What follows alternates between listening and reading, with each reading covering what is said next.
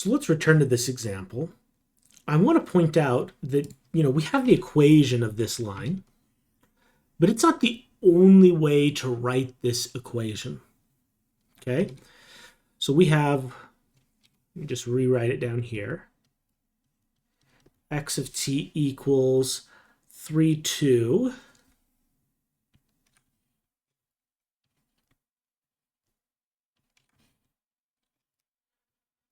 Plus t times, what was it? 2, negative 3.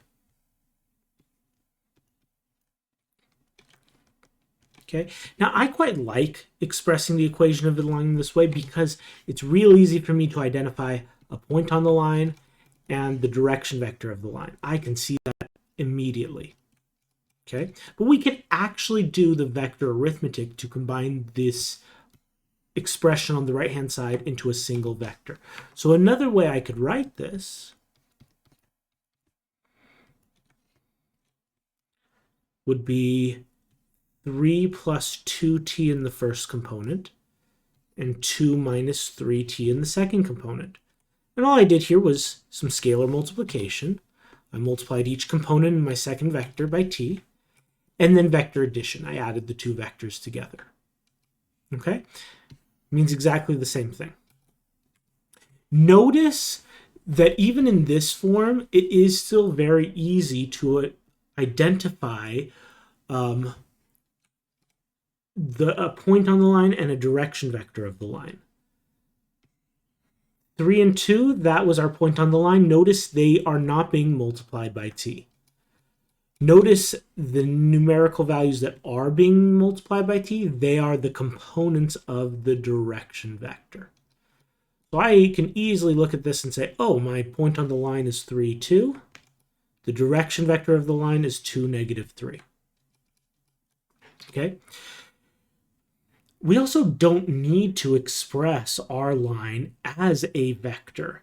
A very common way to do this is to use what's called parametric equations. It's basically the same thing, but instead of expressing the line as a single vector, we break each component of the vector apart into its own piece. So this first component tells me where the x goes. So x equals 3 plus 2t. This second component tells me where the y value goes. Y equals 2 minus 3t. Splitting it up like this, this is a parametric equation of the line. Telling me exactly the same thing, just a slightly different way to write it.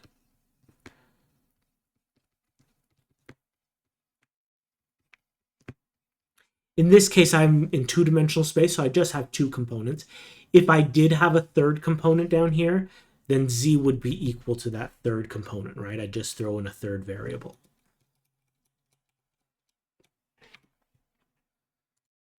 Again, in parametric form, it's very straightforward to find my direction vector.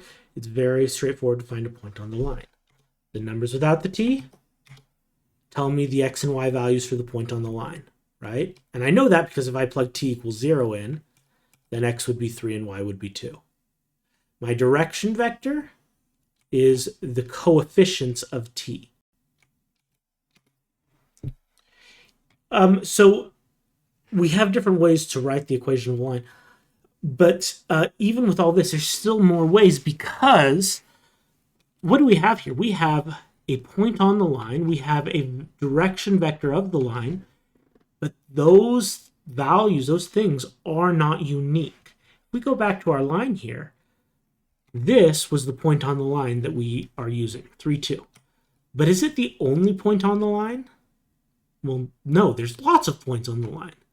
Another point we found was 2 7/2. Okay? So we can write, and I'm just going to, I'll call it x sub 2, I guess, of t, just to differentiate it from this one. If I use the point 2 7/2,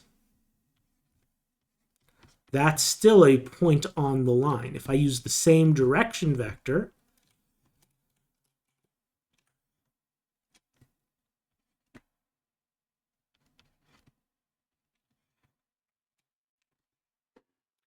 then these are the same line. Even though I have a different starting point. Okay, I'm using a different point on the line.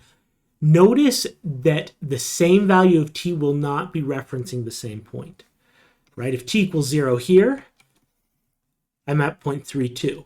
If t equals 0 here, I'm at 0.27 halves. Okay, so different values of t get me to different places on the line, but if I look at all possible values of t in each case, I have the same line. These are describing the same line. Okay. Also, the direction vector isn't unique.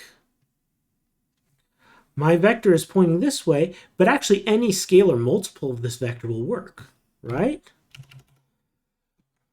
So I could take this vector, for instance, still pointing in the direction of the line.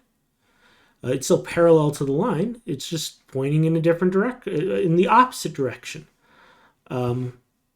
with a different magnitude, right? Or I could use this vector, much longer, but still pointing in the same direction. The direction is what matters here, not the magnitude. So I could, if I change the magnitude, or if I scale the vector, or even flip the vector, I'll still be on the line.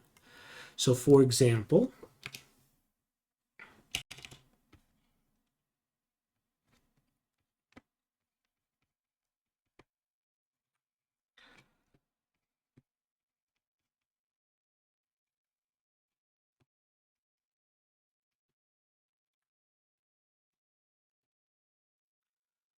if instead of 2, -3, I take some scalar multiple of it, let's say -4, +6, it will describe the same line. Okay, now again, the same value of t for all three of these will generally give me different points along the line. But if I look at all possible values of t, they all describe the same line. So there are multiple ways that you can describe the same line. All you need is a point on the line and a direction vector, and there are lots of possibilities for both of those generally.